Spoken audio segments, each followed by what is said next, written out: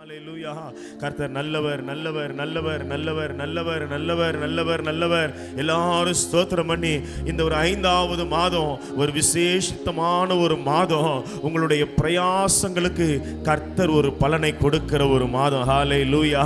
உங்கள் உழைப்புக்கு கர்த்தர் ஒரு பலனை கொடுக்கிற ஒரு மாதம். இந்த மாதம் தேவன் உனக்கு நன்மையை செய்கிற ஒரு மாதம். நீ விதைத்தாயே அதை அறுக்கிற ஒரு மாதமா இருக்குமே. நீ விதைத்து கண்ணீரோடு நீ விதைத்தாயே நீ கம்பீரமாய் அறுக்கிற ஒரு மாதமா இருக்கிறதே. இன்னைக்கு தேவன் ஆண்டவரே எங்களுக்கு கிருபை தாங்கப்பா, எங்களுக்கு கிருபை தாங்க ஆண்டவரே. இந்த மாதத்தை எங்களுக்கு ஆசீர்வதித்து தாங்க ராஜா. சொல்லுங்க பார்க்கலாம். ஆண்டவர், நான் எத்தனையோ பிரயாசப்பட்டு இருக்கிறேன், எத்தனை நாளும் நான் ஜெபம் பண்ணி இருக்கிறேன், எத்தனையோ ஒரு உபவாசம் இருந்து இருக்கிறேன், கண்ணீரோடு முடி சமூகத்தில் ஜெபித்து இருக்கிறேன், உமக்காக நான் ஊழியத்தை செஞ்சிருக்கிறேன், வேதத்தை நான் சுமந்து இருக்கிறேன் ஆண்டவரே. என் உறவுகள் சொந்த பந்த எல்லாரும் பகைத்தாலும் உமக்காக நான் சாட்சியா நின்று இருக்கிறேன்ப்பா. எனக்கான பலன் என்ன? எனக்கான பலன் என்ன? என்னை ஆண்டவர் அதை உங்களுக்கு தருவாராக. ஹல்லேலூயா. உன்னுடைய பிரயாசங்களுக்கு பலன் உண்டு, உன்னுடைய உழைப்புக்கு பலன் உண்டு, உன்னுடைய கிரிகளுக்கு பலன் உண்டு என்று கர்த்தர் சொன்னாரே. அப்பா, நீ பிரயாசப்பட்டு பயிரிட்டாலே நீ முந்தி பலனிலே பங்கடவாய் என்று ஆண்டவர் சொன்னாரே. உன் கைகளை நீ நெகிழ விடாதே, தளர விடாதே, உன் கிரிகளுக்கு பலன் உண்டு என்று ஆண்டவர் சொன்னாரே. இந்த 5வது மாதத்தில் என் உழைப்பு, என்னுடைய பிரயாசம் எல்லாவற்றுக்கும் ஒரு பலனை காண்கிற ஒரு மாதம். அப்பா, எனக்கு கிருபை தாங்க ஆண்டவரே. ஆண்டவர் ஒரு மிருக ஜீவனுக்கே சொல்லுகிறாரே, அது போர் அடிக்கும் போது அதனுடைய வாயை நீ கட்டாதப்பா. அது எவ்வளவு உழைக்குதோ அதுக்கு தேவையானது அது எடுத்துக்கொள்ளட்டும். தேவன் எத்தனை நல்லவராய் இருக்கிறார். அதனுடைய பிரயாசத்துக்கு ஒரு பலனை வைத்திருக்கிறாரே. அதனுடைய உழைப்புக்கும், ஒரு மிருக ஜீவனுடைய உழைப்புக்கும் தேவன் ஒரு பலனை வைத்திருக்கிறாரே. நீங்கள் கர்த்தருக்காக படுகிற விசுவாசம், பக்தி, வைராக்கியம் இவைகள் எல்லாவற்றுக்காகவும் கர்த்தர் ஒரு பெரிய ஒரு பலனை உங்களுக்காக நியமித்து வைத்திருக்கிறார். ஹல்லேலூயா. ஹல்லேலூயா. ஆண்டவரே, நன்றியோடு நாங்கள் துதிக்கிற கைகளை உயர்த்தி, வெறும் கையாய் நான் கடந்து வந்தேன், இரு பரிவாரங்கள் எனக்கு தந்தீ. வெறும் கையாய் நான் கடந்து வந்தேன், இரு பரிவாரங்கள் எனக்கு தந்தீ. எல்லோகேல் எல்லோகேல் எல்லோகே உம்மை துதிப்பேன். ஏல் எல்லோகே எல்லோகே எல்லோகே உம்மை துதிப்பேன். சொல்றாரு, பரதேசியாய் நான் தங்கினதை சுதந்திரமாக மாற்றி தந்தே. எந்த இடத்துல நான் வாழ்க்கை இழந்து நின்னேனோ, எந்த இடத்துல அவமானப்பட்டேனோ, அதே இடத்துல கர்த்தரை நம்பும் போது தேவன் எனக்கு ஒரு நல் வாழ்க்கை தர அவர் நல்லவராய் இருக்கிறாரே. சொல்லுங்க, எல்லோகே எல்லோகே எல்லோகே உம்மை துதிப்பேன். எல்லோகே எல்லோகே எல்லோகே உம்மை துதிப்பேன். கர்த்தர் நல்லவர். ஹல்லேலூயா. ஹல்லேலூயா. ஹல்லேலூயா. அன்பின் ஆண்டவரே, இந்த நாளுக்காக நன்றி செலுத்துகிறோம். இந்த 5வது மாதம் முதல் நாளிலே உடைய சமூகத்தில் காத்திருக்க ஒரு கிருபை தருகிறே. உடைய தயவுக்காக நன்றி செலுத்துகிறேன். என்னுடைய பிரயாசங்களுக்கு ஒரு பலன், என்னுடைய உழைப்புக்கு ஒரு பலன் தேவன் எங்களுக்கு தந்தருளை ஆசீர்வதித்து நடத்துவீராக. உடைய நாம மாத்திரம் மகிமைப்படட்டும். இயேசுவின் நாமத்தில் வேண்டுகிறோம் எங்கள் நல்ல பிதாவே. ஆமென், ஆமென், ஆமென். ஹல்லேலூயா. ஹல்லேலூயா. மாதத்திலே வாக்குத்தத்த வார்த்தையாய் திருப்பிக் கொள்ளுவோம். ரூத்தினுடைய புஸ்தகம் 2வது அதிகாரம் 12வது வசனத்தினுடைய முதல் பகுதி. நல்ல கவனிங்க. ரூத்து 2வது அதிகாரம் 12வது வசனத்தினுடைய முதல் பகுதி வாசிக்கலாம். உன் செய்கைக்கு தக்க பலனை, உன் செய்கைக்கு தக்க ஒரு பலனை கர்த்தர் உனக்கு கட்டளையிடுவாராக. அவ்வளவுதான், முடிஞ்சிருச்சு. ஹல்லேலூயா. ஹல்லேலூயா. ஹல்லேலூயா. எல்லா கைகளும் ஆண்டவருக்கு நன்றி செலுத்துங்களேன். ஹல்லேலூயா. ஆண்டவர் சொல்றாரு, ரூத்தா, இந்த போவாஸ் பார்த்து ரூத்து சொல்றாரு, உன் செய்கைக்கு தக்க ஒரு பலனை கர்த்தரே உனக்கு கொடுத்துருவார். அல்லேலூயா. மனுஷன் உனக்கு கொடுக்கணும்னு அவசியம் இல்லை. சொல்லுங்களேன், மனுஷனை நம்பி நான் வாழல, நான் கர்த்தரை நம்பி நான் வாழ்ந்து கொண்டு இருக்கிறேன். அல்லேலூயா, அல்லேலூயா. நீ யாரை நம்பி வந்தாயோ ரூத்துவே, அதே தெய்வம் உனக்கு எப்படிப்பட்ட ஒரு பலன் தெரியுமா? அந்த ஆங்கிலத்தில் அரமேயிக் அப்படின்னு ஒரு பைபிள் இருக்குது. அரமேய ஒரு இங்கிலீஷ் பைபிள் என்ன நம்ம சொல்லுது? லார்ட் ஜெகோவா, யெகோவா தேவன் பாருங்க, lord Jehovah the God of Israel, அதாவது இஸ்ரவேலின் தேவனாகிய யெகோவா தெய்வம். அதான் இஸ்ரவேலின் தேவனாகிய யெகோவா தெய்வம் உனக்கு ஷால் ரிவார்ட் யூ, அதாவது கர்த்தர் உனக்கு பலன் அளிப்பாராக. அல்லேலூயா. எவ்வளவு ஒரு அருமையான ஒரு வார்த்தை இல்லை? அல்லேலூயா.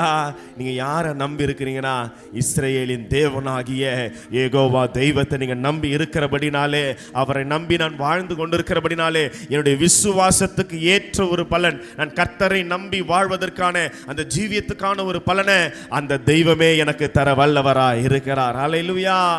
வாசிக்கும் போது ஆச்சரியமா இருந்தது. ஆண்டவர் உனக்கு ஆண்டவர் அதுக்கான ரிவார்டு உனக்கு தந்துருவாருமா? ஆண்டவர் அதுக்கான ஒரு பலனை உனக்கு தருவார். அப்போ நம்ம கர்த்தர் மேல விசுவாசம் வச்சிருக்கிறோம்ல, சொந்த பந்தம் எல்லாரும் நம்மளை வெறுப்பாங்க, ஆனாலும் சர்ச்சுக்கு வருவோம் இல்லையாமா? சர்ச்சுக்கு போவாதே சொன்னாலும் எங்க தான் வருவான்? சர்ச்சுக்கு தான் வருவோம். வீட்டுக்கார்ட்ட அடி வாங்கி அழுது மூஞ்சி வீங்கன்னு கூட எங்க தான் வருவான்? சர்ச்சுக்கு தான் வரும். அப்ப ஆண்டவர் சொல்றாரு, உன் செய்கைக்கு தக்க ஒரு பலனை கர்த்தர் உனக்கு வைத்திருக்கிறார். அந்த பலன் எப்படி தெரியுமா? அந்த வசனத்து கடைசி பக்கத்துக்கு சொல்லுது, உனக்கு அவராலே நிறைவான ஒரு பலன். அல்லேலூயா. அந்த பலன் எப்படிப்பட்டதா? நிறைவானது, அதில் குறைவு ஒன்றும் இல்லை. அல்லேலூயா. நீங்கள் கர்த்தரை முழுமையாய் விசுவாசிக்கும் போது, ஆண்டவர் உண்மையாய் நீங்கள் நம்பும் போது, ஆண்டவர் கொடுக்கிற பலன் ஒரு நிறைவான ஒரு பலன். அதிலே பழுது இல்லை, அதிலே குறைவுகள் ஒரு நாளும் இருப்பது இல்லை. ஒருத்தி முத்தமிட்டு போகிறா, திரும்பி போயிட்டா. என் சொந்த பந்தம்லாம் இருக்குது, எங்கள் அம்மா வீடு இருக்குது, நான் திரும்பி போகிறேன். ஆனால் இந்த ரூத்தோ விடாமல் பற்றி கொண்டான். என்ன பண்ணாலாம்? சொல்லுங்க, நமக்கு எது கிருபை வேணும் தெரியுமா? விடாம பற்றி கொள்ளணும். அல்லேலூயா. சத்தமா சொல்லுங்க, அல்லேலூயா. விடாம பற்றி கொள்ளணும். கழுத்தளவு தண்ணி வந்தா கூட பைபிளை தலைமையில வச்சு என்ன செஞ்சிடணும்? ஹலோ, மாடி மேலே போயிடக்கூடாது. என்ன பண்ணிடணும்? சர்ச்சுக்கு. அல்லேலூயா, அல்லேலூயா. என்ன வந்தாலும் சரி, பவுல் சொல்றார், கிறிஸ்துவின் அன்பை விட்டு என்னை பிரிப்பவன் யார்? இல்லையா? அந்த ஒரு அன்பு கர்த்தர் மேலே வச்சிருக்கிற அந்த விசுவாசம் தான் நம்முடைய வாழ்க்கையில மகிமைகளை காண செய்கிறதா. அவர் சொல்றாங்க பாருங்களேன், நீர் தங்கும் இடத்திலே நானும் தங்குவேன். 1ஆம் அதிகாரம் 16ஆம் வசனத்துல, நீர் தங்கும் இடத்திலே நானும் தங்குவேன், உம்முடைய ஜனம் என்னுடைய ஜனம். நல்லா கவனிங்க. ஒரு மோவாபிய ஸ்திரீ, நல்லா கவனிங்க, ஒரு அந்நிய புறஜாதியான ஸ்திரீ இப்ப சொல்றாங்க, உங்களுக்கு நான் மருமகளா வந்துட்டேன், உம்முடைய ஜனம் யாருடைய ஜனம் இனிமேல்? அது வரைக்கும் யார் வீட்டில் யார் எந்த ஊர்ல இருந்துட்டாங்க? மோவாப். அந்த அம்மாவுடைய ரூத்தினுடைய ஊர்ல இருந்துட்டாங்க. ஆனா இப்போ நம்ம போற இடத்துல உம்முடைய ஜனம் யாருடைய ஜனம் இனிமேல்? என்னுடைய ஜனம். அடுத்து சொல்றாங்க, உம்முடைய தேவன் என்னுடைய தேவன். ஏன் ரூத் ஆண்டவர் ஆசீர்வதித்தார் தெரியுமா? உம்முடைய தேவன் மோலேகை ஆராதித்து கொண்டிருந்தவள், விக்கிரக ஆராதனை இருந்தவன் சடனா திரும்பிட்டா, நான் போற இடம் அது கர்த்தருடைய இடம். அப்ப கர்த்தர் தான் எனக்கு தேவனா இருக்க முடியும். அல்லேலூயா. எனக்கு ஒரு வாழ்க்கை தர முடியும் என்று சொன்னால் அந்த இஸ்ரவேலின் தேவனை என் சொந்த தெய்வமாக நான் ஏற்றுக்கொள்ளுகிறேன். ரூத்தினுடைய அந்த நகோமினுடைய தெய்வம் என்னுடைய தெய்வம். அது வரைக்கும் என்ன ஆராதித்து அது விஷயம் கிடையாது. ஆனா பெத்லெகேமிலே கால் வைக்கும் போது முன்னாடியே சொல்லிட்டா, உம்முடைய தெய்வம் என்னுடைய தெய்வம். அல்லேலூயா. அதுதான் போவாஸ் கேள்விப்பட்டு சொல்றாரு, உன் செய்கைகள் எல்லாம் எனக்கு விவரமா தெரிவிக்கப்பட்டது, உன்னுடைய செய்கைக்கு தக்க ஒரு பலனை கர்த்தர் உனக்கு கட்டளையிடுவாராக. இஸ்ரவேலின் தேவனாகி கர்த்தருடைய செட்டைகளின் கீழே அடைக்கலமாய் வந்த உனக்கு, அவர் கிட்ட நீ அடைக்கலமா வந்துட்ட. இது வரைக்கும் விக்கிரகத்தின் சட்டைகளின் கீழே வாழ்ந்து கொண்டிருந்த, இனி கர்த்தர் தான் உன்னுடைய அடைக்கலம், ஆண்டவர் தான் என் ஆறுதல், ஆண்டவர் தான் என்னுடைய கோட்டை. நீ வந்தபடினாலே அவரே உனக்கு ஒரு நல் வாழ்க்கையை தருவார். அல்லேலூயா, அல்லேலூயா. ஹல்லேலூயா. நல்லா கவனிச்சு கொள்ளுங்க. இந்த மாதத்தில் உங்களுடைய விசுவாசங்களுக்கு, நீங்கள் செய்கிற நற்கிரிகளுக்கு, நல்ல குணங்களுக்கு கர்த்தர் ஒரு நல்ல ஒரு பலனை கர்த்தர் உங்களுக்கு வாய்க்க செய்ய வல்லவரா இருக்கிறார். ஹல்லேலூயா. விடாம பற்றி கொள்ளுங்க, விடாம பற்றி கொள்ளணும். சில பேர் கேட்பாங்க, எதுக்கு ஃபாஸ்டிங் இருக்கிற? நம்ம ஃபாஸ்டிங்னு வச்சுங்க உடனே சொல்லுவாங்க, எதுக்கு நீ ஃபாஸ்டிங் இருக்கிற, எதுக்கு நீ காணிக்கை கொடுக்குற, எதுக்கு ஊழியத்துக்கு போற, எதுக்கு சபைக்கு போற, வாரத்தில் ஒரு நாள் போனா பத்தாதா, நீ மட்டும் 4 நாள் போற, 5 நாள் போற, சர்ச்சே கதின்னு இருக்கிற. இப்படிதான் உலக மக்கள் பேசுவாங்க. ஆனா எனக்கு தெரியும், ஆண்டவருடைய சமூகம் தான் என் ஆசீர்வாதத்துக்கான ஒரே ஒரு வழி. ஹல்லேலூயா. எனக்கு ஒரு நிறைவான பலன் வேண்டும் என்று சொன்னால் அதை தருகிறவர் கர்த்தர் மாத்திரமே, இல்லையா? செட்டைகளின் கீழ் வந்தால் ஓயாமல் கதிர் பொறுக்கினாள். ஒரு நாள் எந்த இடத்துல அவள் வேலைக்காரியாய் அநாத ஸ்திரியா பொறுக்கினாலோ அதே இடத்துக்கு ஓனரா, சொந்தக்காரியா ஆண்டவர் ரூத்தை ஒரு நாள் மாற்றி கொடுத்தார். அல்லேலூயா. ஒரு நிறைவான ஒரு பலன். கண் பார்க்கிற பூமி எல்லாம் எங்கே அவள் அநாத ஸ்திரியா கதிர் பொறுக்கினாலோ அந்த பூமி அனைத்தையும் ஆண்டவர் அவளுக்கு சொந்தமாய் தத்தமாய் கொடுத்தார். வாழ்க்கை இழந்தவர்களுக்கு வாழ்க்கை கொடுத்தார். ஒரு குழந்தை பாக்கியத்தை தேவன் கொடுத்தார். எத்தனை நல்லவர் ஐயா, சொல்லுங்களேன். என் வாழ்க்கையை கட்டி எழுப்ப தேவன் நல்லவராய் இருக்கிறார். என் விசுவாசம், என் பிரயாசம், என் நல்குணங்கள் ஒரு நாளும் வீணாய் போகாது. என் உழைப்பு ஒரு நாளும் வீண் போகாது. அல்லேலூயா. சங்கீதக்காரன் நீதிமொழி அதெல்லாம் சொல்றது, உன் நம்பிக்கை வீண் போகாதுமா. நீ கர்த்தர் மேல வச்சிருக்கிற நம்பிக்கை, விசுவாசம், அது ஒரு நாளும் வீண் போகாது. ஆண்டவர் இன்னைக்கு நமக்கு வாக்கு பண்றாரு, உன்னுடைய செய்கைக்கு தக்க ஒரு பலனை கர்த்தர் உனக்கு கட்டளையிடுவாராக. இந்த மாசத்துல நீங்கள் பலனை காண்கிற ஒரு மாதமாய் தேவன் உங்களுக்கு மாற்றி தந்து ஆசீர்வதிப்பார். சில காரியங்களுக்கு கர்த்தர் முடிவு உண்டாக்குறார். உன்னை பின்தொடர்ந்து வருகிற சாபம், அதாவது மக்லோன் கிளியோன், ஒரு வியாதி, சாபம், மரணம் என்கிற கட்டுகளை கர்த்தர் உடைத்து எப்போ கால் வச்சாங்களோ ரூத்தின் வாழ்க்கையில கர்த்தர் வாழ்வடைய செய்தார். இனி சில சாபங்களை கர்த்தர் முறித்து இந்த மாதத்தில் ஒரு நல் வாழ்க்கையை தர தேவன் நல்லவராகவே இருக்கிறார். அல்லேலூயா, அல்லேலூயா, அல்லேலூயா. உங்களுடைய பிரயாசங்களுக்கு பலன் உண்டு. இரண்டாவதாக 1 ராஜாக்களின் புஸ்தகம் 18வது அதிகாரம், 1 ராஜாக்கள் 18ஆம் அதிகாரம்.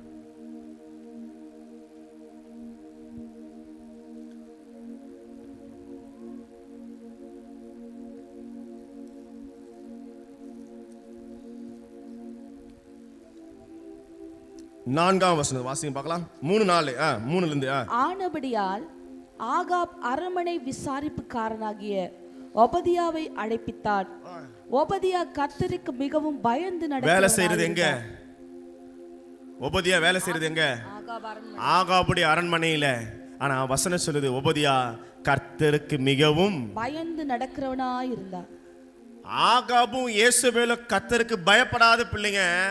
ஆனா அவங்க கிட்ட வேலை செய்யற, அரண்மனையில வேலை செய்யற அந்த ஒபதியா கர்த்தருக்கு மிகவும் பயந்து நடக்கிறவனா இருக்கிறான். இயேசபேல் கர்த்தரின் தீர்க்கதரிசிகளை சங்கரிக்கிற போது ஒபதியா 100 தீர்க்கதரிசிகளை எத்தனை தீர்க்கதரிசி சேர்க்கிறாரு?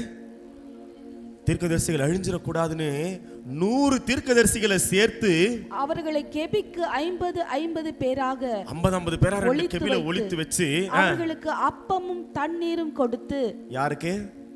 தீர்க்கதரிசிகளை பாதுகாத்து அவர்களை பராமரித்து விசாரிக்கிறான். அல்லேலூயா. என்ன ஒரு நல்ல ஒரு குணம் இல்லையா? ஊழியக்காரர்களை விசாரிக்கிறான்.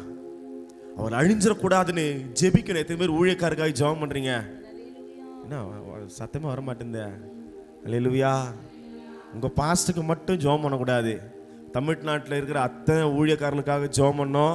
இந்தியாவில் இருக்கிற அத்தனை ஊழியக்காரருக்கு ஜெபம் பண்ணோம். உலகம் அனைத்து ரட்சிப்புக்காக நம்ம ஜெபிக்கணும். அல்லேலூயா. இந்த ஒரு ஒபதியா ஆகாபினிடத்துல வேலை செய்கிறான். துன்மார்க்கமான ஒரு மனிதன் வேலை செய்கிறான். ஆனாலும் கூட கர்த்தருக்கு மிகவும் பயந்து நடக்கிறவனா இருக்கிறான். அல்லேலூயா. தீர்க்கதரிசிகள் இல்லைனா என் தேசம் என்னாகுமோ, ஊழியக்காரர்கள் இல்லை என்று சொன்னால் என் தேசம் என்னாகுமோ என்று என்ன தம செய்யறாரு? 50 பேரா கெபிக்கு ஒளிச்சு வச்சு ராஜாவுக்கே தெரியாது. ஆனா அவர்களை அவர் சாப்பாடு கொடுத்து பராமரித்து வரார். இப்ப ஆகாபி சொல்றாரு, வா கழுது இருக்கிற கோவேறு கழுதியாவது நம்ம போய் ஜீவனை காப்பாற்றலாம். மிருக ஜீவன்கள் எல்லாம் செத்துட்டு போகுது, பஞ்சத்தில் இருக்குது. வா, நீ ஒரு பக்கம் நான் ஒரு பக்கம் போய் தண்ணியை தேடி போவோம், புல் அகப்பட்டுதான் பார்க்கலாம் வா அப்படின்னு போறாங்க. ஒபதியா வழியில் போகும்போது 7ஆம் வசனம் சொல்லுது, எலியா எதிர வரார். யார் எதிர வர்றது? இப்போ எலியா தீர்க்கதரிசி எதிர வரார். வந்த உடனே அவன் இவனை இன்னான் என்று அறிந்து. அப்போ ஒபதியாவுக்கு நல்லா தெரியும் எலியா யாரு, ஊழியக்காரன் யாருன்னு ஒபதியாவுக்கு நல்ல அடையாளம் தெரிந்தது. ஹல்லேலூயா.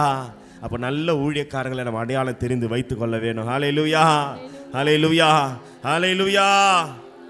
அவன் முகம் குப்புற விழுந்து, நீர் என் ஆண்டவனாகிய எலியா அல்லவா, நீர் என் ஆண்டவனாகிய எலியா அல்லவா. அவன் நான் தான். நீ போ, இதோ எலியா வந்திருக்கிறான்னு போய் உன் எஜமான இடத்துல போய் சொல்லு போ. அதுக்கு அவன் சொல்றான், ஒபதியா சொல்றான், ஆகாப் என்ன செஞ்சிருவா, கண்டிப்பா என்ன கொன்று போடும்படிக்கு. ஆகாப் என்ன செஞ்சிருவான், கண்டிப்பா என்ன கொலை செஞ்சிருவான். எலியா வந்திருக்கிறான் நான் சொல்லிட்டு, அதை சுருக்கமா சொல்றேன், திடீர்னு ஆண்டவர் உங்களை வேற எங்கேயாவது கொண்டு போய் விட்டுட்டாரு, எலியாவை கண்டுபிடிக்க முடியல அப்படின்னு சொன்னா, அந்த கோபத்தை நேரா ஆகாப் யார்கிட்ட காமிப்பாரு, என் மேல காமிச்சு என்ன பண்ணிடுவாரு, சாகடிச்சு போட்டுருவா, கொன்று போட்டுருவா. அவன் சொல்றாரு, அது சொல்றாரு 13ஆம் வசனத்துல, நான் உமது அடியானாகி நான் சிறு வயது முதல் கர்த்தருக்கு பயந்து நடக்கிறேன். 12ஆம் வசனம் கடைசி பகுதி 13ஆம் வசனத்துல, யேசபேல் கர்த்தரின் தீர்க்கதரிசிகளை கொன்று போடுகிற போது நான் கர்த்தருடைய தீர்க்கதரிசிகளை 100 பேரை ஒவ்வொரு கெபியில 50 பேராக ஒழித்து வைத்து அவர்களுக்கு அப்பமும் தண்ணீரும் கொடுத்து பராமரித்து வந்த என்னுடைய செய்கை, என்னுடைய பிரயாசம், என்னுடைய உழைப்பு என் ஆண்டவனுக்கு அறிவிக்கப்படவில்லையோ. ஹல்லேலூயா, ஹல்லேலூயா. என் ஜீவனை ஆகாப் எடுத்துருவான், ஆனா நான் செஞ்ச நல்லது என் எஜமான இடத்துல வரவில்லையா, ஊழியக்காரனுக்கு தெரியவில்லையா. சொல்றாரு, இப்போதும் என் ஆண்டவன் என் அனுப்புறீரே, இன்றைக்கு என்னை அவனுக்கு காண்பிப்பேன் என்று சேனைகளின் கர்த்தர் முன்பாக நிற்கிறேன், நான் அவனுடைய ஜீவனை கொண்டு சொல்லுகிறேன். அவ்வளவுதான், முடிஞ்சிருச்சு. இவர் கேட்கிற கேள்விக்கு எலியா பதில் சொல்லாத மாதிரியே தெரியும், ஆனா வசனத்துடைய அர்த்தம் என்ன தெரியுமா, உனக்கு ஜீவன் உண்டு சொல்றாரு. நான் மறைந்தெல்லாம் போக மாட்டேன், இன்னைக்கு கர்த்தர் சொல்றாரு, இன்றைக்கு என்னை அவனுக்கு காண்பிப்பேன். அதுக்கு அர்த்தம் என்ன தெரியுமா, நீதிமொழிகள் 10ஆம் அதிகாரம் 16ஆம் வசனத்தில் சொல்லுது, நீதிமானுடைய பிரயாசம் ஜீவன். அல்லேலூயா. எங்க என்ன ஆண்டவரே, ஒரு ஒபதியா அப்படி அழுகுறாரு, 50 பேரா ஊழியக்காரனான அப்பம் கொடுத்து பஞ்ச நாட்கள் இருக்குது, ஆனாலும் கூட இந்த ஊழியக்காரன் 50 பேரை நான் காப்பாத்துறேன்னு எனக்கு பலன் இல்லையான்னு கேட்கிறாரு. எலியா எதுவுமே சொல்லலையே. ஆண்டவர் எழுதி வச்சிருக்கிறாரு, நீதிமானுடைய பிரயாசம் அவனுக்கு ஒரு ஜீவனை கட்டளையிடும். ஹல்லேலூயா. நீங்க கர்த்தருக்காக படுகிற பிரயாசத்துக்கு ஆண்டவருக்கு ஒரு நல்ல வாழ்க்கை, நல்ல ஒரு சுகம், நல்ல ஒரு பலன், கர்த்தர் உன் ஜீவனை தப்புவித்து உன்னை விடுவித்து ஆசீர்வதிக்க தெய்வம் நல்லவராகவே இருக்கிறார். ஹல்லேலூயா. அப்போ இந்த ஒபதியாவுடைய பிரயாசம் வீண் போகல. ஒபதியாவுடைய பிரயாசம் செய்கை என் ஆண்டவனுக்கு அறிவிக்கப்படவில்லையோ. நான் ஒரு நல்ல கிரியை செஞ்சேன், கர்த்தருடைய ஊழியக்காரன் நான் விசாரித்தேன், சபைகளுக்காக நான் நன்மை செய்தேன், எனக்கு ஆண்டவர் ஜீவனை தந்தார். அல்லேலூயா. நிறைய பேர் நம்ம உயிரோடு இருக்கிறோம்னா நம்ம தூக்கி கொண்டிருக்கிற வேதமும் நம்ம செய்து கொண்டிருக்கிற ஊழியம் தான் நம்மளை ஜீவனோட வச்சிட்டு இருக்குது. அல்லேலூயா. இந்த ஊழியத்தை நம்ம நிறுத்திட்டோம், வச்சிட்டோம், பைபிளை கீழே வச்சிட்டோம்னா பிசாசு நம்மளை கொண்டு போயிடுவான். எத்தனையோ பேரை மரண அழுகையின் பள்ளத்தாக்கில் பாதாளத்துக்கு கர்த்தர் மீட்டு கொண்டு வந்திருக்கிறார். நம்முடைய செய்கை கர்த்தருக்கு பிரியமுள்ளதா மாறட்டும். அல்லேலூயா. நம்ம செய்கிற ஊழியத்தினாலே, நாம் செய்கிற நற்கிரியினாலே ஒரு பலன் உண்டு, ஜீவன் உண்டு. கர்த்தர் நம்மளை ஆசீர்வதிக்க வல்லவராய் இருக்கிறார். அடுத்து ஒரு வேத பகுதி நம்ம வாசிக்கும் போது அப்போஸ்தலர் 10ஆம் அதிகாரம்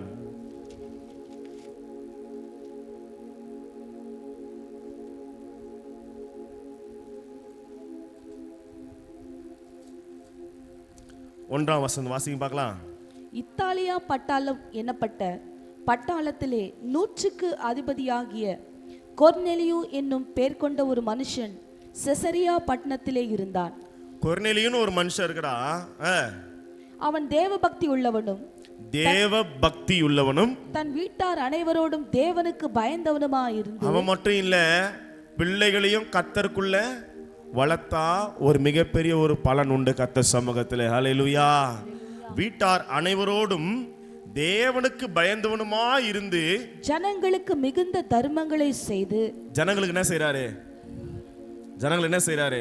மிகுந்த தர்மங்கள். கிறிஸ்தவங்களை ஏன் இந்த உலகம் நேசிக்குது தெரியுமா, மதிக்கிறாங்க தெரியுமா? கிறிஸ்தவங்கன்னா உதவி செய்வான். அல்லேலூயா. கிறிஸ்தவங்கன்னா உதவி செய்வான். ஏன் சபைச்சு சர்ச்சு வாசலுக்கு மட்டும் இந்த பண்டிகை காலத்தில் நிறைய இந்த பிச்சை எடுக்கிற சகோதரி நிறைய பேர் வருவாங்க? ஏன் சொல்லுங்க, சொல்லுங்களேன். ஏன்? தனக்கு இல்லைனாலும் யாராவது கை நீட்டிட்டா அவங்களுக்கு என்ன பண்ணிடுவாங்க? கொடுப்பாங்க. ஏன்னா அவங்களுக்கு வசனம் தெரியும். ஏழைக்கு இறங்கினா அவங்க யார் கொடுத்தா மாதிரியா வசனத்தை சொல்லியே கேட்பாங்க. சில பேர் ஏழைக்கு கொடுமா, கடவுளுக்கே குத்தா மாதிரிமா. எங்கிருந்து எடுத்துருக்குறாங்க? இப்போ அதை வசனத்தில் இருந்து. ஹல்லேலூயா. ஏன் ஆண்டவர் நம்மளை இன்னும் அதிகமாக ஆசீர்வதிக்கிறார் தெரியுமா? நீ கொடுக்க கொடுக்க கர்த்தருடைய ஆசீர்வதித்து கொண்டே இருப்பார். ஏழைகளுக்கு கொடுக்கணும். உன் கண்ணு முன்னாடி யாராவது சாப்பாடு இல்லாமல் இருக்கிறாங்க அப்படின்னா, உன் கண்ணு முன்னாடி யாராவது துன்பப்படுறாங்க அப்படின்னா, நீ தான தர்மங்களை செய்யுங்க. ஹல்லேலூயா. தான தர்மம்னா என்னம்மா? ஹெல்ப் பண்ணணும். அனாதை பிள்ளைகளா, வாழ்க்கை இழந்தவர்களா, யார் கஷ்டப்படுறா அவங்களுக்கு முன்னாடி போய் நின்று உதவியில செஞ்சு பாருங்களேன். தூதன் வந்து இறங்கி சொல்றாரு. நான் சுருக்கமாய் சொல்லுகிறேன். அந்த இடத்துல சொல்லும்போது 10ஆம் வசனத்துல அவன் மிகுந்த பசி எடுத்து சாப்பிடு.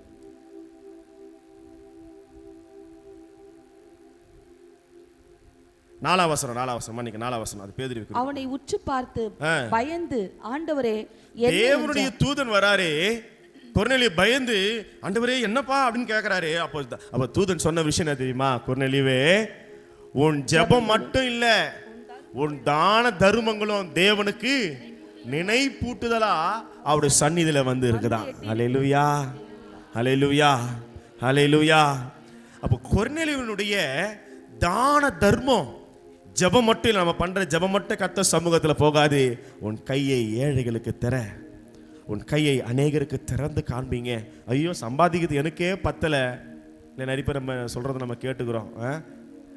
நான் எனக்கே பத்தலை, எப்படி 4 பேருக்கு நான் உதவி செய்ய முடியும்? இல்லைப்பா, உன் சபையில் இருக்கிற ஏழைகள், உன் கிராமத்தில் இருக்கிற ஏழைகளை நீங்கள் விசாரிக்க ஆரம்பித்தீங்கன்னா கர்த்தர் உங்களை தூதனை அனுப்பி உங்களை கனம் பண்ண ஆரம்பிப்பார். அல்லேலூயா.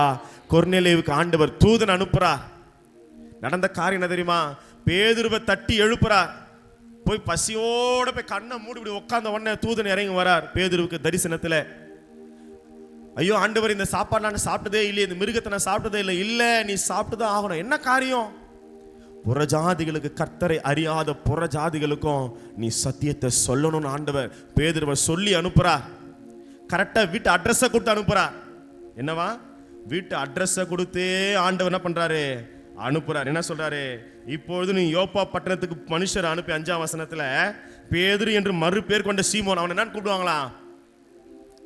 என்னன்னு கூப்பிடுவாங்க? பேதுரு என்னன்னு கூப்பிடுவாங்க? பேதுருன்னு கேட்டா தெரியலனா என்னன்னு கூப்பிடு? சீமோன் வீடியாங்கன்னு கேளு. அவன் தோல் பதனிடுகிறவனாகிய சீமோன் என்னும் ஒருவன் இடத்துல யார் வீட்டில் இருக்கிறானா? சீமோன் வீட்டில் இருக்கிறாரு. அவனுடைய வீடு எங்க இருக்குது? கடலோரத்தில் இருக்குதான். பாருங்களேன், என்னமா கிளியரா ஆண்டவர் அட்ரஸ் கொடுத்து மனுஷர் ஆண்டவர் அனுப்புறாருல்ல. ஏன் தெரியுமா? அந்த வீடு கர்த்தருக்கு சொந்தமாகணும். பிரசங்கம் பண்றார் பேதுரு. புற ஜாதிகளுக்கு ஆண்டவர் கிருபை வைத்திருக்கார். பிரசங்கம் பண்ணும்போது ஞானஸ்தானமே எடுக்கல. ஏன்னா புறஜாதி மனுஷன் கொர்நேலியு சொந்தக்காரர் எல்லாரும் கூப்பிட்டு வச்சு காத்து நிற்கிறான். வீட்டில் ஐயா வருவார், கேசட் எடுக்க வராரு, ஜெபம் எடுக்க வராரு, சத்தியத்தை சொல்லுவாரு. பரிசுத்த ஆவியானவர் பேதுரு சொல்லுவாரு, ஆதி நாட்களில் பெந்தகோஸ்தே நாளிலே மேல் வீட்டில் நம்ம மேல எந்த அளவுக்கு இறங்குச்சோ ஞானஸ்தானம் எடுக்காத அவர்கள் மேலும் கர்த்தர் அந்த அளவாய் இறங்கினார். அவர்கள் அந்நிய பாஷைகளை பேசினார்கள், பரிசுத்தாவில நிறைந்தார்கள். அதுக்கப்புறம் தான் தண்ணியில முக்கிய ஞானஸ்தானமே கொடுக்கிறார். அல்லேலூயா, அல்லேலூயா.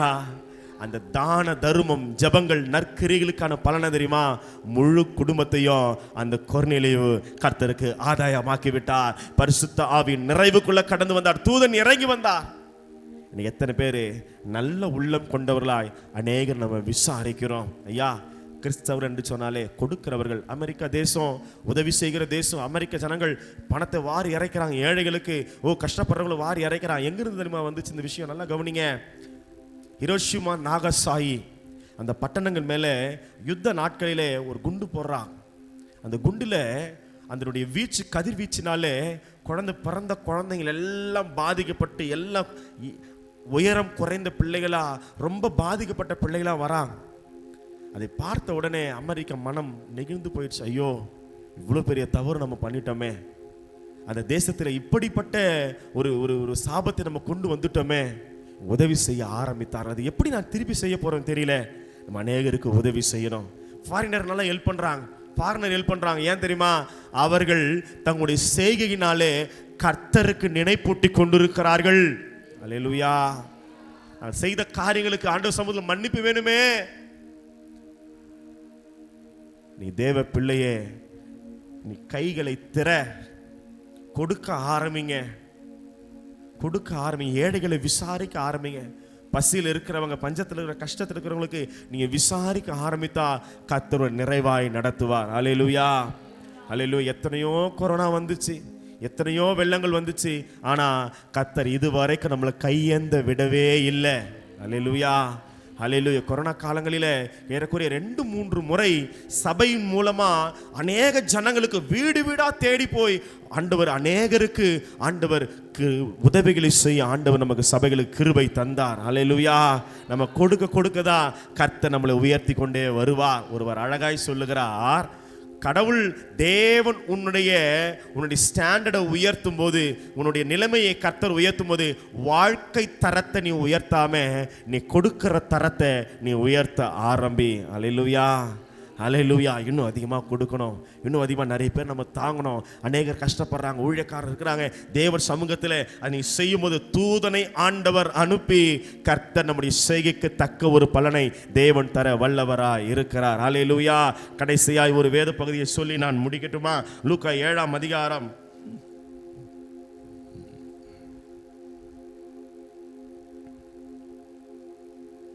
1 வாசிக்கும் போது 2ஆம் வசனத்தில் வாசிக்கிறோம்.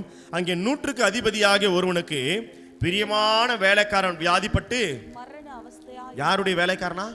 100க்கு அதிபதிக்கு ரொம்ப வேண்டப்பட்ட ஒரு ஆளு, ஒரு பிரியமான ஒரு வேலைக்காரன். என்ன ஒரு 100க்கு அதிபதி வேலைக்காரன் தானே நினைக்கல, அந்த வேலைக்காரன் மேல ஒரு அன்பு வச்சிருக்கிறான் பாருங்க. அல்லேலூயா. எல்லாரையும் நேசிக்கிறான். அந்த ஒரு வேலைக்காரனை நேசிச்சு அந்த மரண அவஸ்தைப்படுகிற அந்த வேலைக்காரனுக்காக அவன் இயேசு கிறிஸ்துவை குறித்து கேள்விப்பட்டு போது அவன் வந்து வேலைக்காரரை குணமாக்க வேண்டும் என்று இயேசுநாதர் என்ன பண்றார்? வந்து வேண்டுகிறார். மூப்பரை அனுப்புறார். இந்த மாதிரி இயேசுவானவர் வந்திருக்கிறாரு, நான் அவரை விசுவாசிக்கிறேன், என்னுடைய வேலைக்காரன் இந்த மாதிரி சுகவீனமா இருக்கிறான், கொஞ்சம் வந்து ஜெபிக்க முடியுமான்னு கேளுங்க. அவர்கள் இயேசுவினிடத்தில் வந்து அவரை கருத்தா வேண்டாங்க. என்ன, எப்படி வேண்டாங்களா? ஹலோ, வசனத்தை கவனிக்கிறீங்களா? முடிச்சிடுறேன். அவரை கருத்தாய் வேண்டிக் கொண்டு, நீர் இந்த தயவு செய்கிறதற்கு ஆண்டவர், இந்த மாதிரி 100க்கு அதிபதியினுடைய வேலைக்காரன் ஒருத்தர் இருக்கிறான், அவன் உடம்பு சரியில்லையா, வந்து ஜெபம் பண்ணுங்க மட்டும் சொல்லல, நீ எதுக்கு நீங்க உதவி செய்யணும் தெரியுமா ஆண்டவரே? நீங்க அந்த மனுஷனுக்கு இறங்கி போய் நல்லது செய்யறதுக்கு அவன் தகுதி உள்ளவனா இருக்கிறான். அவன் அதன் அர்த்தம் என்ன தெரியுமா? அவன் பிரயாசப்பட்டு இருக்கிறான். அல்லேலூயா. அவன் பிரயாசப்பட்டு இருக்கிறான். ஏன்னா அவன் நம்முடைய ஜனத்தை, அவன் யாரு? 100க்கு அதிபதினா யாரு? ரோமன், ரோம அரசாங்கத்து மனுஷன். ஆனா யாரை நேசிக்கிறான்? யூத ஜனங்களை நேசிக்கிறான். யூதர்கள் மேலே ரோமர்கள் ஆட்சி செய்கிறாங்க. ஆனா ஆட்சியில இருக்கிறவன் வேறு தேசத்தான், அதாவது இந்த யூத மனுஷரை அவன் நேசித்து அவன் என்ன செய்யறான் தெரியுமா? நமக்கு ஒரு ஜெப ஆலயத்தையும், அல்லேலூயா, என்ன கட்டுறானா? சபையை கட்டி எழுப்பினான். யாரு? புறஜாதி ஒரு மனுஷன், 100க்கு அதிபதி. அவன் இதை செய்யணும்னு அவசியமே கிடையாது. அவனுடைய தெய்வம் வேற, இவனுடைய தெய்வம் வேற, வழிபாட்டு முறைகள் வேறு. ஆனாலும் அவனை நேசித்து ஜனத்தை நேசிச்சானா ஆண்டவர் மேல ஒரு அன்பு. அல்லேலூயா. அவன் தேவாலயத்தை கட்டினான். அப்பொழுது இயேசு அவரோடு கூட போறாரு. சமீபமா வரும்போது 100க்கு அதிபதி கேட்கிறேன், என் வீட்டுக்கு வர நான் பாத்திரம் இல்லை, நீங்க வருத்தப்படாதீங்க, நீங்க வரத்துல வர நான் பாத்திரம் என்னவில்லை, ஒரு வார்த்தை சொல்லுங்க, அப்பொழுது என் வேலைக்காரன் சொல்றான். அதிகாரத்தில் இருக்கிற ஒருத்தனை வான்னு கூப்பிட்டா வருவான், போன்னு கூப்பிட்டா போவான். அந்த அளவுக்கு அதிகாரத்தை கடவுள் எனக்கு வச்சிருக்கிறாரு. ஆனா நான் தகுதி இல்லாதவன் ஐயா, நான் புறஜாதியா இருக்கிறேன், நீங்க ஒரு வார்த்தை சொன்னா போதும் ஐயா. இயேசு இவைகளை கேட்டு 9ஆம் வசனத்துல அவனை குறித்து 2 வேத பகுதி வரும். ஆண்டவர் சொந்த ஜனங்களை அவிவிசுவாச குறித்து ஆச்சரியப்படுவார். இந்த 100க்கு அதிபதியை குறித்து ஆண்டவர் ஆச்சரியப்பட்டு திரும்பி நமக்கு பின் செல்லு திரளான ஜனங்களை பார்த்து கத்துக்கொள்ளுங்க. என்ன சொல்றாரு? பார்த்து கத்துக்கொள்ளு. இஸ்ரவேலருக்குள்ளும் நான் இப்படிப்பட்ட விசுவாசத்தை பார்க்கல. டேய் அப்படின்னு உன்னை சிறைப்பிடிக்க வந்தா என்ன பண்ணுவீங்க? இயேசுவானவரை கைப்பட வந்தா அத்தனை பேர் என்ன பண்ணுவீங்க? செதறி ஓடி போயிருவீங்க. அந்த அளவுக்கு தான் விசுவாசம் உனக்கு இருக்குது. ஆனா இந்த ஒரு மனுஷனை பார்த்து நீ கற்றுக்கொள்ளையா? யூதனா இல்லாத ஒரு ரோம அரசாங்கத்தில் இருக்கிற ஒரு மனுஷன் உன்னை நேசிச்சு ஆண்டவர் மேல அன்பு வச்சு ஒரு ஆலயத்தை கட்டி கொடுத்திருக்கிறா. ஆண்டவரே உம்முடைய பாதம் பட நான் பாத்திரம் நல்ல, நான் தகுதி உள்ளவன் அல்ல, நான் பாவியப்பா. ஒரு வார்த்தை சொன்னா போதும், அந்த வார்த்தையிலே அவன் பிழைத்துக் கொள்வான். அவன் விசுவாசித்தான் பாருங்க. அந்த விசுவாசம் ஆண்டவருக்கு பெரிய ஒரு காரியமாய் காணப்படுது. ஆண்டவர் சொல்றாரு, விசுவாசத்தை நான் காணவில்லை. அனுப்பப்பட்டவர் வீட்டுக்கு திரும்பி வந்தபோது வியாதியாய் கிடந்த வேலைக்காரன் ஆண்டவர் சொன்ன அந்த ஒரு வார்த்தையில ஒரு நிமிஷத்துல ஒரு பரிபூர்ண சுகம் உண்டு. நல்லா புரிஞ்சுக்கொள்ளுங்க. நீ தேவாலயத்தை கட்ட கட்ட கட்ட உன் குடும்பத்தில் வியாதிகளை தேவன் மாற்றி தருவார். அல்லேலூயா. ஒரு ஜெப ஆலயத்தை 100க்கு அதிபதி கட்டி கொடுத்தார். நெகேமியா அலங்கத்தை கட்டிட்டு எல்லாரும் வாங்குற மாதிரி படியெல்லாம் வாங்க மாட்டார். நான் கூலிக்கு வேலை செய்யலையா, அதுக்கு அர்த்தம் என்னது? நான் கூலிக்கு வேலை செய்யலையா? ஆண்டவர் சமூகத்தை திரும்பி சொல்லுவாரு, கர்த்தாவே எல்லாவற்றையும் நான் செய்திருக்கிறேன் ஐயா, எனக்கு நன்மை உண்டாக என்னை தெரியல. அவ்வளவுதான். என்னுடைய ரிவார்டு, என்னுடைய பதில் யார்கிட்ட இருக்குது? பலனே ஆண்டவர் சமூகத்தில் இருக்குது. அவ்வளவுதான். 2 சாமுவேல் 6ஆம் அதிகாரத்தில் வாசிக்க நான் திருப்ப தேவையில்லை, நேரம் ஆயிடுச்சு, கவனிங்க. பெட்டியை கொண்டு வராங்க, உடன்படிக்கை பெட்டியை. ஆண்டவர் ஒருத்தனை அடிக்கிறார், அடிச்ச ஸ்பாட்லேயே செத்து போயிட்டான். யாரு? ஊசா. தாவீது மிகவும் விசனம் அடைந்து எப்படி பெட்டி கொண்டு வர்றது? பேரேஸ் ஊசா ஒரு பேரை வச்சுட்டு யார் வீட்டில் வைக்கலாம்? அது ஓபேத் ஏதோம்னு ஒருத்தர் இருக்கிறானே, அவன் வீட்டில் கொண்டு போய் வைக்கலாம். அப்பதான் சாவு விழுந்திருக்குது, அப்பதான் மரண ஓலம் கேட்கப்பட்டிருக்கிறது. ஆனா பெட்டியே தன்னிடமாய் ரோட்ல நிக்குதே, வாசல்ல இருக்குதே. தன் வீட்டுக்கு மரணம் வந்தாலும் ஆண்டவர் கோபம் வந்தாலும் பரவாயில்ல, என் வீட்டில் அவர் ஆண்டவர் வரட்டும்னு கர்த்தருடைய பெட்டியை 3 மாதங்களை அந்த ஓபேத் ஏதோம் வீட்டில் வைத்தார். எந்த அளவுக்கு தேவன் மேல ஒரு பக்தி பாருங்களேன், விசுவாசம் பாருங்களேன், அன்பு பாருங்களேன். கோயிலுக்கு போகிறோமேனு கூட நம்ம நிறைய பேர் நினைப்பு இருக்கிறது இல்லையா? ஆனால் கோயிலுக்கு போகும்போது கூட நம்ம சுத்தம் பண்ணி கொண்டு பரிசுத்தமாக போகிறோம். 3 மாதம் தேவனுடைய வல்லமை விளங்குற பெட்டி இருக்கும்போது அந்த ஓபேத் ஏதோமின் வீடு ஒரு தேவாலயமாக மாறி இருக்கும் இல்லையா? நாள்தோறும் ஆராதனை, நாள்தோறும் துதி. அந்த 3 மாசத்துல வசனம் சொல்லுது, கர்த்தருடைய பெட்டி கித்தியனாகிய ஓபேத் ஏதோமின் வீட்டிலே 3 மாதம் இருக்கையிலே கர்த்தர் ஓபேத் ஏதோமையும், முதல்ல பெட்டியை பாதுகாக்கிற அவனை கர்த்தர் ஆசீர்வதிக்க ஆரம்பித்தார். அவன் வீட்டார் அனைவரையும் தேவன் ஆசீர்வதிக்க ஆரம்பித்தார். ஆசீர்வாதம் எப்போ வரும்? நீ சபையை கட்ட ஆரம்பிங்க, ஊழியத்தை நீ கட்ட ஆரம்பிங்க.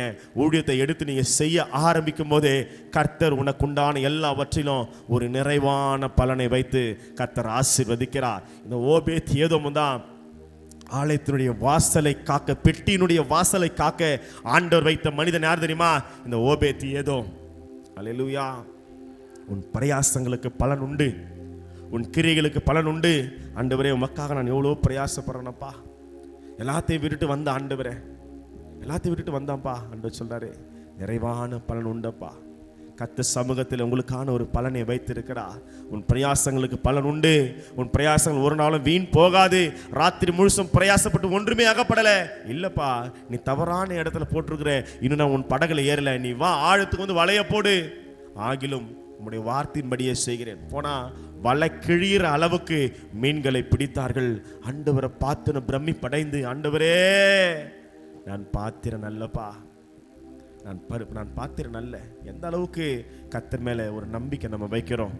தேவ பிள்ளைகளே, ஆண்டு மேல நம்ம வச்சிருக்கிற விசுவாசம், நம்பிக்கை, நாம் செய்கிற ஒவ்வொரு நன்மைகள், சபையை தாங்குகிற ஒவ்வொரு காரியம், சபைக்காய் கொடுக்கும் போது நம் கர்த்தருடைய ஆலயத்தை கற்றபடினாலே கர்த்தர் என் வீட்டை ஆண்டவர் கட்டி தருவார். ஹல்லேலூயா. எத்தனை பேர் அந்த விசுவாசம் இருக்குது? ஹல்லேலூயா, ஹல்லேலூயா.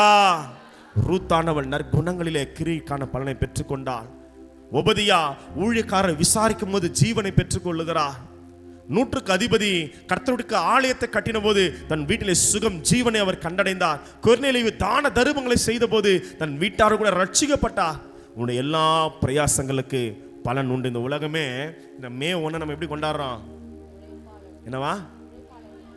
ஒரு மாடு கூட போர் அடிக்கும் போது அது வாய் என்ன பண்ணாதப்பா, மாடு மேயும் போது என்ன சாப்பிட்டுனே போகும். அந்த வைக்கோல் என்ன பண்ணிட்டு இருக்காது, சாப்பிட்டுட்டே தான் அது என்ன பண்ணுவது, சுற்றி வரும். அதை அடிக்கிற என்ன பண்ண மாட்டான், அதை சாப்பிட தடை செய்ய மாட்டான். ஏன் தெரியுமா? அது உழைக்குது, அது சாப்பிடும். ஒரு மிருக ஜீவனுக்கே அந்த பிரயாசத்துக்கான ஒரு பலனை தெய்வம் எழுதி வைத்திருக்கிறார் சொன்னா, ஆவிக்குரிய தேவ பிள்ளைகளே, கர்த்தருக்குள் நீங்கள் படுகிற பிரயாசம் உழைப்பு ஒன்றும் வீண் போகாது. அதற்கேற்ற பலனை கர்த்தர் நிறைவான பலனாய் உங்களுக்கு தந்து உங்களை ஆசீர்வதிப்பாராக. ஆமென், ஆமென், ஆமென். ஹல்லேலூயா. எல்லாம் எழுந்து நிற்கலாமா?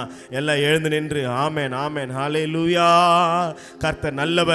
நான் வெறும் கையாய் இந்த கோலும் கையுமாய் இந்த யோர்தானை கடந்து போனேன், ஆனால் கர்த்தரனை 2 பரிவாரங்கள் உடையவனா கர்த்தர் மாற்றினார். உழைப்பு, பிரயாசம், கர்த்தர் எத்தனை கிருபைகளை தந்தார். எல்லா கைகளை உயர்த்தி, எல்லா கைகளை உயர்த்தி, என் ஜெபம் ஒரு நாளும் வீண் போகாது. சில காரியத்துக்காக அநேக நாட்களை ஜெபித்து கொண்டிருக்கலாம். சொல்லுங்க, என் ஜெபம் ஒரு நாளும் வீண் போகாது. நான் சபையில் ஊழியரை தாங்குவது ஒரு நாளும் வீண் போகாது. சபைக்காய் கொடுப்பது ஒரு நாளும் வீண் போகாது. என்னுடைய ஊழியத்தினாலே மிகுந்த ஒரு பலனை தேவன் வைத்திருக்கிறார். என்னுடைய கிரியைகளுக்கு நிச்சயமாய் பலன் உண்டு. என் பிரயாசங்களுக்கு நல்ல பலனை தேவன் எனக்காக வைத்திருக்கிறார். அந்த தெய்வம் பலன் அளிக்கிறவர். என்னை கர்த்தர் நிச்சயமாகவே ஆசீர்வதிப்பார். இஸ்ரவேலின் தேவனாகிய யெகோவா தெய்வம் எனக்கு பலனை தருகிறவர். அன்பு தேவ பிள்ளையே, உன் கிரைகளுக்கு பலன் உன் கைகளை நெகிழ விடாத, சோர்ந்து போகாதே. இன்னும் அதிகமாய் ஊழியத்தை செய்யுங்க, இன்னும் அதிகமாய் ஜெபம் பண்ணுங்க, தான தர்மங்களை செய்யுங்க, சபைகளை தாங்க, சபைகளை கட்டி எழுப்புங்க. கர்த்தர் உங்களுக்கு நிறைவான பலனை தந்து ஆசீர்வதிப்பாராக. ஆமென், ஆமென், ஹல்லேலூயா. பரதேசியாய் நான் தங்கினதை சுதந்திரமாக மாற்றி தந்தீ.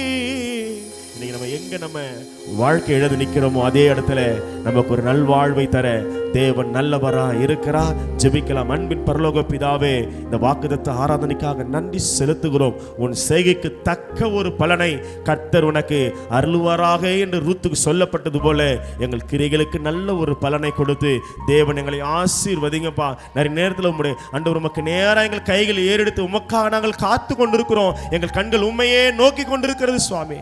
எங்களுக்கு பலனை கத்த தந்து ஆசீர்வதிப்பீராக.